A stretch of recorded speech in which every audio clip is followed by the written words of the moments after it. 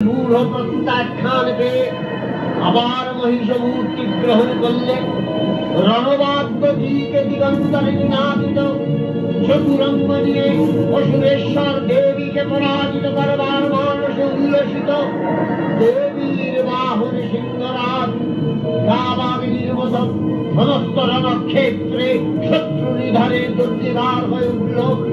নানা প্রহরণধারিণী দেবী দুর্গা মধুবান করতে করতে মহিষাসুরকে সদম্ভে বললেন, কার্যকার্যস্খলনমূঢ় অধূয়াবৎবিভাগ্যহম মায়াত্তৈ হতত্বৈব গর্জিষ্যন্ত্যাসু দেবতা।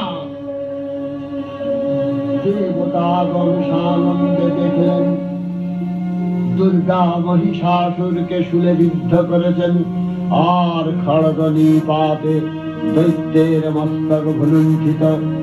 তখন অসুর